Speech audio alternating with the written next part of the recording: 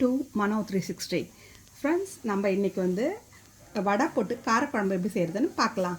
மசால் வடை போட்டு காரக்குழம்பு எப்படி செய்யறதுன்னு பார்க்கலாம். அதுக்கு என்னென்ன தேவையானதுன்னா கடுகு, வெந்தயம், கொஞ்சோண்டு சீரகம், அது தாளிக்கிறதுக்கு. இதுக்கு ஒரு அரை ஸ்பூன் ரெட் சில்லி பவுடரு, ஒரு ஸ்பூன் தனியா பவுடரு, கொஞ்சோண்டு ஒரு அரை ஸ்பூன் சீரக பவுடரு, 1.5 ஸ்பூன் சாம்பார் மிளகாப்பொடி. இதெல்லாம் இது தேவையானது இது தாளிக்கிறதுக்கு. அப்புறம் சின்ன வெங்காயம் ஒரு 15 ஒரு உரிச்சு வச்சுக்கோங்க. பூண்டு பல் ஒரு 10 பூண்டு பல், 2 குட்டி தக்காளி ஒரு 2 தக்காளி, கொஞ்சம் கருவேப்பிலை வச்சுக்கணும். ஃப்ரெண்ட்ஸ், ஒரு லெமன் சைஸ் அளவுக்கு புளி எடுத்து வச்சுருக்கேன், அது ஊற வச்சுருக்கேன். இங்கே பாருங்கள், கொஞ்சோண்டு தேங்காய், ஒரு 1/4 ஸ்பூன் சோம்பு போட்டு லாஸ்ட்டாக அரைச்சி ஊற்றுறதுக்கு அது ரெடி பண்ணி வச்சுருக்கேன். ஃப்ரெண்ட்ஸ், இப்போ நம்ம குழம்பு தாளிச்சிக்கலாம்ப்பா. அதுக்கு அது வானல் வச்சுட்டு நல்லெண்ணெய் ஊற்றிக்கோங்க. நல்லெண்ணெய் தான் நல்லாயிருக்கும் காரக்குழம்புக்கு. நல்லெண்ணெய் ஊற்றிக்கோங்க ஒரு 3 ஸ்பூனு. கடுகு, கொஞ்சோண்டு வெந்தயம், கொஞ்சம் சீரகம். இதை பொரிச்சுக்கலாம் ஃபஸ்ட்டு.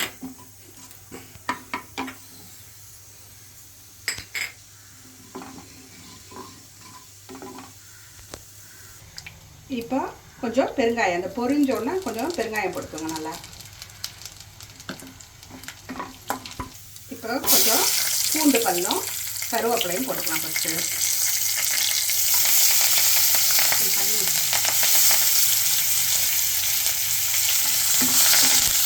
இப்போ நல்லா பூண்டு பாதி வதங்கும் போதே வெங்காயத்தை போட்டுக்கணும்.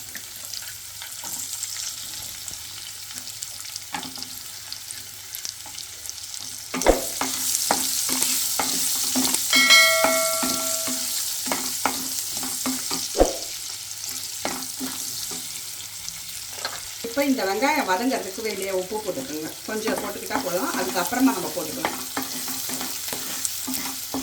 இப்போ தக்காளியும் போட்டுக்கலாம்.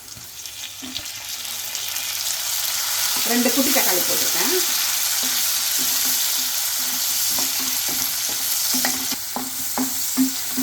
இப்படி வெங்காயம் தக்காளியெலாம் நல்லா இதுவானவுடனே அப்போ கொஞ்சம் மஞ்சள் போட்டுக்கோங்க. ஒரு அரை ஸ்பூன் மஞ்சள் போட்டுக்கோங்க.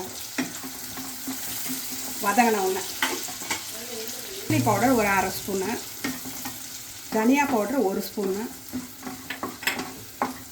சிம்லேயே வச்சுக்கோங்க அடுப்பை. சீரகப்பொடி அரை ஸ்பூனு, சாம்பார் மிளகாப்பொடி 1.5 ஸ்பூன்.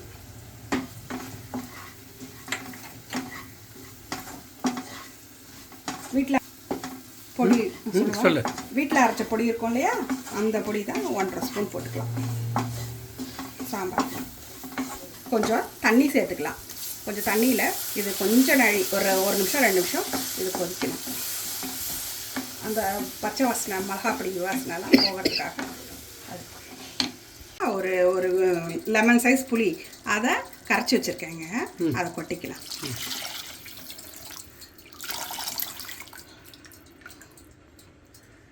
கொஞ்சம் தண்ணியும் ஊற்றிக்கலாம். கொஞ்சம் தண்ணியாக தான் வைக்கணும், ஏன்னா வந்து வடை போட்டால் அப்படியே அது எல்லாமே உறிஞ்சிக்கும். அதனால் கொஞ்சம் தண்ணியாக தான் வைக்கணும். அதனால் கொஞ்சம் தண்ணியும் விட்டுக்கோங்க. விட்டு ஒரு 10 நிமிஷம் கொதிக்கிட்டோம். இப்போ இதுக்கு தேவையான உப்பும் போட்டுக்கலாம். போட்டு ஒரு 10 நிமிஷம் கொதிக்கிட்டோம். மூடி போட்டு கொதிக்க விடுங்க. ஒரு மூடி போட்டு ஒரு 10 நிமிஷம் கொதிக்கிட்டோம். இப்படி நல்லா கொதிச்சுட்டு இருக்கும்போது இந்த தேங்காவையும் ஊற்றிடலாங்க. நம்ம தேங்காய் கொஞ்சோண்டு அரைச்சி வச்சுருந்தோம் இல்லையா, அந்த தேங்காவையும் ஊற்றிக்கலாம். தேங்காவை ஊற்றிட்டோங்க. ஒரு 2-3 நிமிஷம் கொதிக்கிட்டோம். கொதிச்சு முடித்தோடனே இந்த வடை ரெடியாக போட்டு வச்சுருக்கேன். அதை நம்ம இதில் போட்டுக்க வேண்டியது தான் வடை குழம்புல. ஆனால் இது தண்ணியாக வச்சா தான் இது வந்து உறிஞ்சிரும், இல்லைன்னா அதனால் கொஞ்சம் தண்ணியாகவே வைங்க குழம்பு. அப்போ தான் இது இது பண்ணாமல் இருக்கும். இல்லைன்னா உடனே வடையை எடுத்துடணும். இந்த மசாலோடைய லிங்க் வந்து தனியாக போடுறேன். இந்த மசால் வடையை பாருங்கள், இங்கே மசால் வடை இருக்குல்ல, இந்த மசால் வடை எப்படி செய்கிறதுன்னு லிங்க்கை வந்து உங்களுக்கு வந்து நான் டிஸ்கிரிப்ஷனில் கொடுக்குறேன். அதை போய் கூட நீங்கள் பார்த்துக்கலாம். அதை போட்டு வச்சுருக்கோம் இல்லையா, இதை வந்து ஒன்று ஒன்றா அதில் போட்டுக்கோங்க.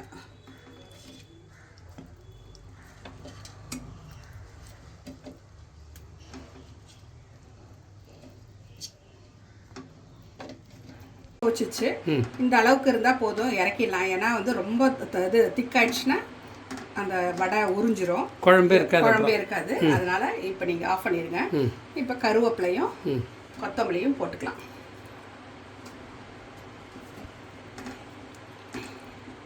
சுவையான வடைக்குழம்பு ரெடி. மசால் வடை குழம்பு ரெடி. சுவையான வடைக்குழம்பு ரெடி. சூப்பராக இருக்கும், செஞ்சு பாருங்கள். இந்த வீடியோ பிடிச்சிருந்ததுன்னா லைக் பண்ணுங்கள், ஷேர் பண்ணுங்கள், சப்ஸ்கிரைப் பண்ணுங்கள். இன்னொரு வீடியோவில் சந்திக்கலாம். பாய்.